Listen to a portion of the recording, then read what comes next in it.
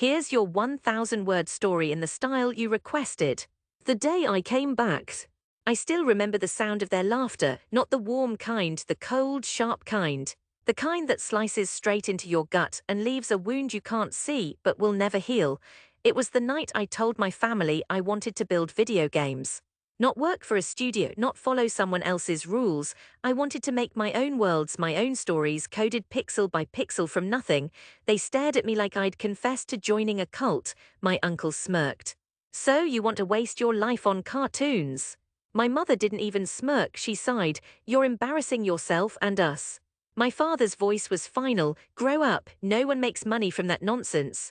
Then came the worst part, my younger cousin, still in high school, holding up his phone and pretending to type. I'm making a game too, look, it's called Loser Simulator 3000 asterisk. Everyone laughed, I laughed too because if I hadn't I would have cried. The next morning I packed my things. No dramatic speech, no final confrontation, just silence. I left with a second-hand laptop that overheated if you looked at it wrong, a savings account with $412, and the kind of determination that's born when no one believes in you. I worked nights at a convenience store, stocking shelves until my fingers bled from cardboard cuts.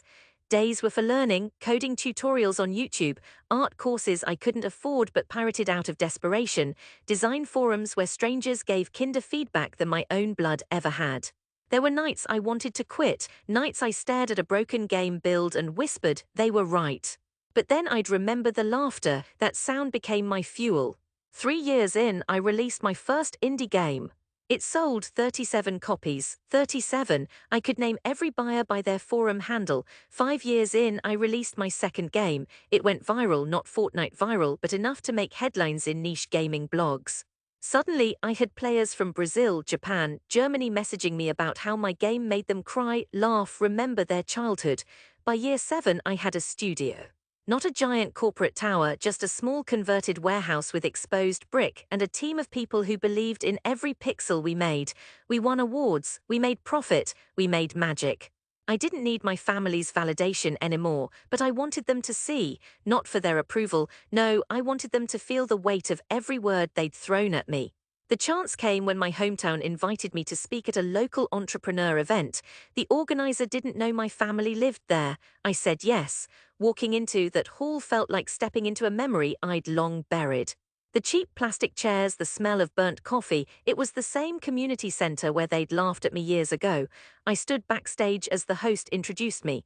Ladies and gentlemen, please welcome award-winning game developer, founder of Pixel Forge Studios and hometown native. The applause was polite at first. Then louder, I stepped into the light, and there they were, my mother front row, my father beside her, my uncle arms crossed, my cousin now older scrolling on his phone. I didn't look at them directly, not yet. I told my story. Not the polished LinkedIn version, the real one. I spoke about working nights, eating ramen for weeks, facing rejection after rejection. I spoke about the laughter, the mockery, the words that dug trenches in my soul. And then I spoke about the day a player emailed me saying my game had helped them through depression. I spoke about turning pain into fuel and fuel into fire and fire into light. When I finished, the applause was deafening. People stood, cameras flashed, but I only looked at one row. My mother's eyes were wet, my father looked smaller, my uncle avoided my gaze entirely, my cousin wasn't scrolling anymore. After the event, people swarmed me, handshakes, selfies, congratulations, and then my family approached. My mother spoke first. We didn't know. I smiled, not cruelly, but with a truth that had been waiting years to be spoken. You didn't want to know. My father cleared his throat. You've done well. I nodded. I did better than well. I did exactly what you said I couldn't. Silence, the kind that weighs heavier than any insult. My uncle finally looked at me. Guess you proved us wrong. I met his eyes steady. No, you proved me right. That night I walked past the old house I grew up in. The porch light was on, the same creak in the front step. I stood there for a moment, letting the memories wash over me, the sting of rejection, the loneliness, the hunger, and then I realized something.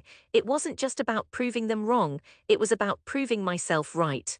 About believing in a future no one else could see. I didn't knock on the door, I didn't need to, they'd already seen. I left that town the same way I had years ago, quietly. But this time I carried more than a second-hand laptop and a fragile dream.